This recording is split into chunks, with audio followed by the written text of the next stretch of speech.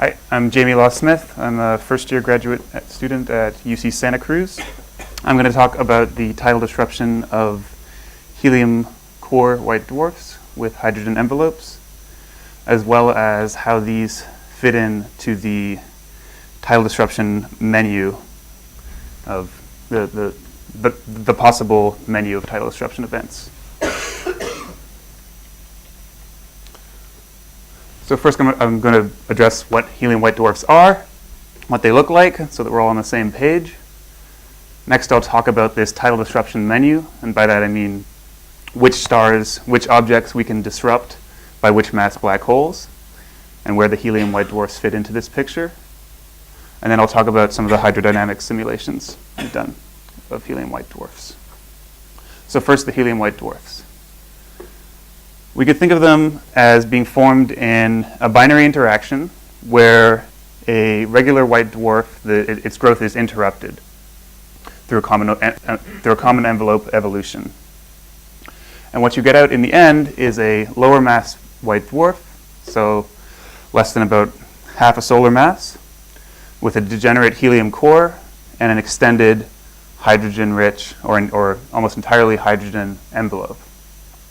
And this is going to be the important point here, is that these things can be extremely more extended in radius than their cold white dwarf counterparts. Here's the extremely simplistic picture of what's going on. So we have they're formed in close binaries, and you can have a number of different primary and secondaries, but the point is that one of them will evolve into a giant or supergiant or subgiant, and then you'll have a common envelope evolution, which I won't go into here. And what you're left with is as I said, a smaller helium core with a more extended hydrogen envelope in just this kind of very simplistic picture, and you have a small hydrogen burning layer that surrounds the core.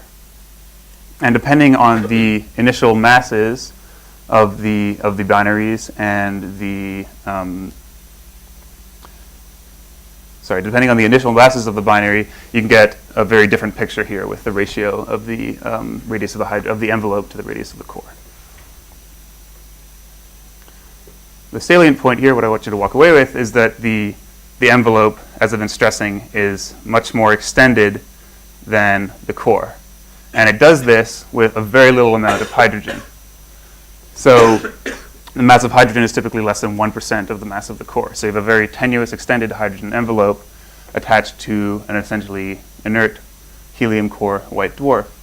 And so you effectively increase the size of this thing by a factor of a few without increasing the mass. Now I'll talk about the tidal disruption menu. So part of the motivation for this is, and I think something that people were excited about with TDEs, is the ability to probe intermediate mass black holes, because we don't really know the occupation fraction of these very well yet. And today I'm going to focus on a particular region right around here where I think that helium white dwarfs might give us a bit of an advantage. And I'll argue, broad strokes, that main sequence stars are not circularized effectively here. The cold white dwarfs are too dense to be disrupted here, but that these helium white dwarfs with hydrogen envelopes can fit the bill for disrupting and circularizing for these mass black holes. So when we're thinking about the tidal disruption menu, we care about basically where an object can be disrupted. And this depends, I'm going to talk about two very easy things that this depends on. First being stellar structure, that is the mass-radius relationship, and the second being the black hole spin. And in fact, what I'll show you today just neglects the black hole spin. We just take A equals 0. So the stellar structure comes in with the mass and the radius for the tidal radius of the object.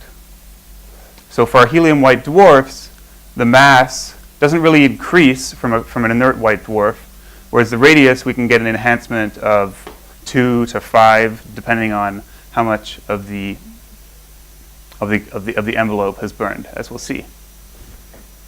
So this kind of helps us out here. And in terms of the black hole spin, we know that different spin black holes allow material to get closer before being fully disrupted. But I'll just take this simplistic condition here for disruption. We just want the tidal radius to be greater than the Schwarzschild radius. And so what does this give us for different objects? I'll look at a few. So we have the mass of the object along the y-axis, and the x-axis is the mass of the black hole. And so the mass-radius relationship of these different objects should give us a picture of where the boundaries lie in this space. And the boundaries are going to be where the tidal radius is equal to the Schwarzschild radius. So for main sequence stars, they look something like this. Evolved stars get are less dense and can therefore be disrupted at higher mass black holes than main sequence stars. And so they can fill in this section here. Sorry, that's a little bit tough to see the shading there. Cold white dwarfs are much more dense than either of these, and so they live in a kind of lower regime over here, as we see. And so these lines are where the gravitational radius, where the tidal radius is equal to the Schwarzschild radius, and they're just determined by the mass-radius relationship of these objects. And then if we think about planets and different composition planets, they kind of live down here. So this is a very simplistic picture, and one thing we can think about immediately is where things might be circularized a little more efficiently. And we could take the naive assumption that circularization occurs when the tidal radius is less than a few gravitational radii, so maybe 5 or 10. So with 5, we get this restriction in phase space. This is for strong circularization. It only occurs for these black hole masses, for the different objects. And you might notice a little bit of a gap here. This is a bit of the motivation for this project. Before we fill in that gap, we have to think a little bit more about the helium white dwarfs. So they have this hydrogen envelope, but it doesn't stay there. It burns over time. And this is just a cartoon sketch of what you might expect for different mass hydrogen white dwarfs. For the less massive ones, they burn their hydrogen envelope much more slowly. And so they'll have hydrogen envelope that's still a factor of more than 2 of the core for gig-years. Whereas as you get into the larger mass helium white dwarfs, and we only ran a few models, so we'd like to explore this phase space fully. But this is, I think we ran 4 different models of white dwarf mass in MESA. And for more massive ones, the hydrogen envelope, first of all, the total radius starts out smaller, and then the hydrogen envelope is basically its biggest before 0.1 gig-years. So it has a very, very short-lived puffed up phase, and then it slowly declines. And this is just an example of the, cut off there a little bit, of the evolution of, I think this is for a 0.15 solar mass white dwarf with hydrogen envelope. And you can see how extreme, how long the hydrogen envelope persists. So the axis here is log base 10 of age over years. And maybe I'll just try to, just so I'm not cut off for other things, I'll try. No, okay. And so we see this is the radius over here. The radius persists for 10 gig-years. So the hydrogen burning lasts for a long time in these objects, which is pretty exciting because they're extremely extended here. The radius of the cold, so this is the total radius, and the radius of a cold white dwarf is not even on this axis. So it's much smaller. This is more than a factor of 5 larger. And over here, this is just the helium content. So that right? Yes, the helium content. When you say Yes. core of the radius of the white dwarf, you mean the radius of the actual dense core? No, I mean Not because it's hot, or I mean the total radius of the why, object. why is Yeah. the envelope at all interesting? It's not really part of the star, so to speak. It's just some tenuous atmosphere above it. So I don't get this. Well, I think it's interesting because it can be disrupted, and it can be disrupted quite quickly and easily, and it's just hydrogen, which is kind of interesting. Tiny amount of mass. It's a tiny amount of mass, yes. So you're going to Yeah, that it's going to have a signature. Yeah, so even when you just disrupt the envelope, you get a signature. It's obviously much smaller than when you disrupt the core and the envelope. But there is some structure there, yeah. Okay. And so what we get when we add in the helium white dwarfs is something like this. And so the enhancement here from the cold white dwarfs to the helium white dwarfs with hydrogen envelopes is due to this expansion in radius, so they're much more easily disrupted. And the reason this goes all the way back to here is that they can, of course, burn out and be more close to the cold white dwarfs. Okay. So I'll just say a few words about rates. You still need to do a lot of thinking about this, but I think there's an important distinction between the rate of disruptions and the rate of things that we can see, right? As for the rate of disruptions, I don't think it's entirely clear yet what fraction of white dwarfs are these helium white dwarfs, unless anyone knows. What we do know is that in simulations about 10% of disruptions are white dwarfs for black holes around this mass range. This is up for debate as well, depending on what you think about mass segregation and things like that. And then we also know that in binaries, so this is in binary systems, helium white dwarfs take up about half of all binaries. This is where both objects are helium white dwarf, and integrating you get about half there. Yeah. What's the relative? Sorry? What's the relative? Why can't we just consider this? Right. So this is just constrained from kind of evolution models. So they're formed in binaries, right? We don't always see them in binaries. I'm just kind of showing you what we know. Really what we want is just the total fraction of helium white dwarfs. Effectively, the vast majority of helium white dwarfs are in very short period binaries. Yes. Okay. Because of the thing. It means that all the disruptions of actually Yes. Yeah. So about binaries. And in the case where the companion is the main sequence, mhm. something like that, then it will be disrupted before the helium white dwarf. We won't even see the helium white dwarf disrupted, just in the mass. It depends on the tidal radius. I really said the main sequence will be much larger than helium white dwarf. Yes, but so if you're talking about a specific black hole, then the main sequence, yeah. The guy depends on if the orbit is constant or not. Right? If it was not in that same orbit when it was on the main versus when it becomes a white dwarf.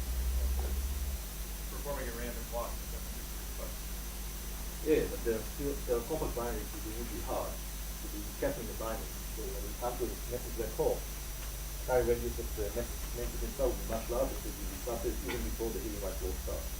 So if you have a helium white dwarf, that's fine. It actually even raise your chances, right? But if you have the main sequence, then Yeah, it's also nice. a different disruption, but it will be fine. it's a different picture. Yeah, so it can be much more exciting.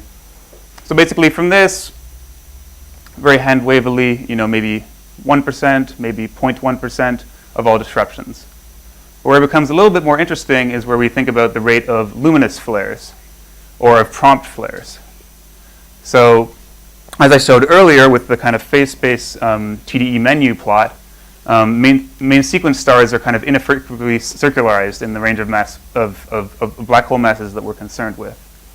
And James showed this in his dark year paper, where it's a little it's impossible to see actually, for 10 to the 5 to 10 to the 6 black holes, most of the events are slowed, okay? And for 10 to the 6 to 10 to the 7, it's still a significant fraction.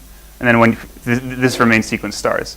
And then when you finally get up above 10 to the 7 is where the circularization is more prompt. Okay. Now I'll talk about the hydrodynamics that we've done. So we just plugged in a stellar revolution MESA profile, and we just ran one model. It was a 0.2 M sun white dwarf with a helium core of 10 to the minus 3, or sorry, a hydrogen envelope of 10 to the minus 3, and the radius was about factor of 2.5, that of the core. And we plug this right into Flash. Right now we're using a nested polytrope setup. We're just setting up using a full Helmholtz equation of state.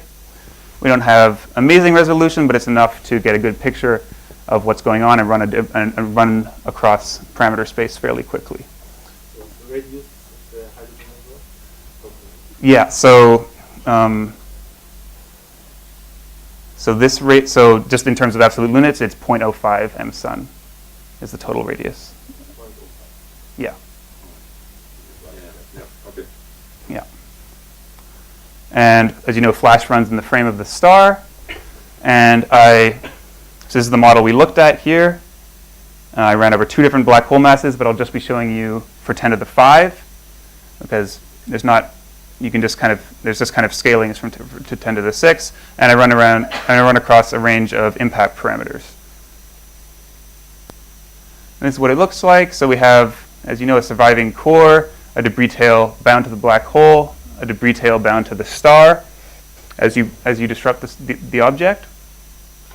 And the first thing we can look at is mass ejected versus the impact parameter. Okay? And so remember, the mass of the hydrogen envelope is really way down here. We can't even see it on this linear plot. And so it's only at about beta of 1 that we start disrupting the core, and at that point, it's fairly easily disrupted up to beta of 1.5. Yeah. Oh, okay. Thank you. This is the log scale of the same plot I just showed you. And here, we can start to differentiate where the envelope is. The envelope is right there, and the core is here. So for these betas, we disrupt the envelope. And for betas greater than 1, we're getting into the core as well. Next thing we can look at is the fallback rate, right? dmdt is dmde by dEdt. And dmde is what we need the simulation for, right? So that's the spread in specific energies, which is what the reason we need to run the hydrodynamics in the first place. dEdt, as we know, is from Kepler's law here. So first looking at dmde, that might be really tough to see. Sorry for the colors. we have a few more. So this is for the beta is 0.5, and it just traces like this here. Okay? And as we increase in beta, you see that more and more, as you expect, more and more mass is less bound to the core, right? So, as you know, mass in the middle here, energies in the middle here correspond to bound to the core, and these ones are least bound to the core, this is most bound to the core and least bound to the core. So we ran right up to beta of 1.5. See this kind of distribution. And then using this with Kepler's law, we get the mass fallback rate, which looks something like this. So I've plotted here the m dot Eddington for 10 to the 5 black hole and time here. So this is 10 to the 5 seconds, 10 to the 6, 10 to the 7. So this is about a day, and this is about 10 days. And so for beta 0.5, we see something like this. We're still below Eddington. Remember, beta 0.5 to 1 is we're just disrupting the envelope. Okay? And then once we get to beta 1 to 1.5, where we're getting into the core, we're a factor of 100 to 1,000 above Eddington. And this fits a t to the minus 5/3 pretty well here. We can then convert this into luminosities. Naively, I didn't even plot luminosity, I just plotted 0.1 m dot c squared here. Okay? And we see for the substantial betas, thank you, for the substantial betas, we have luminosities of around 10 to the 46 for this event. But you can get sub-Eddington if you're just disrupting the envelope, which I think is that, yeah. Okay. And the time to peak here for the mass fallback rate is, for here it's around 4 days, and here it's around 12 days.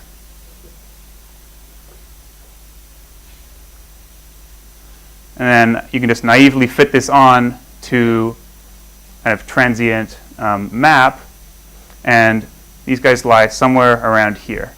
And this is just using a semi-major axis photosphere limited by the Eddington.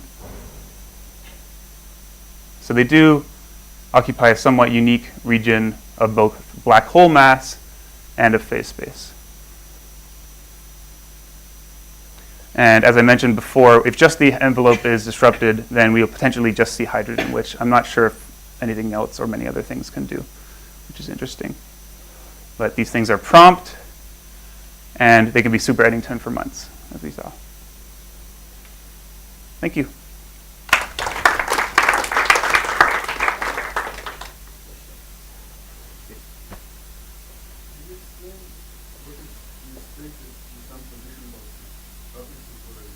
Mm-hmm. So I wasn't being very rigorous about it. I was just saying for RP less than 5 RG. Yeah.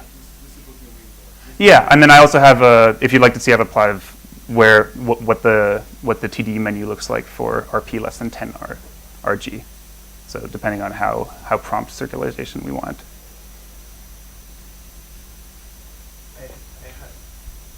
Yeah, go for it. So when you define data, what do you use for the radius of the star? Do you use the full radius? Right, so I was using the full radius of the star. Yeah. Can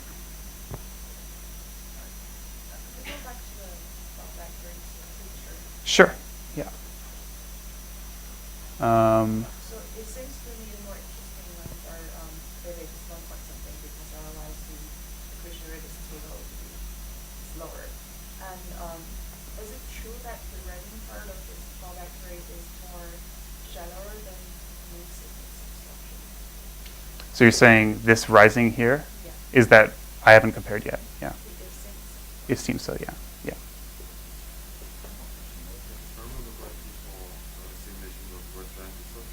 Mm-hmm. Yes. Yeah. So these are much more easily disrupted, and that's because they are deeper, I think. Yeah.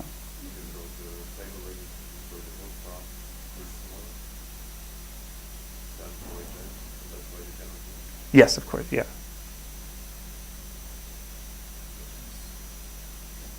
Okay, so let's look at math. Let's make a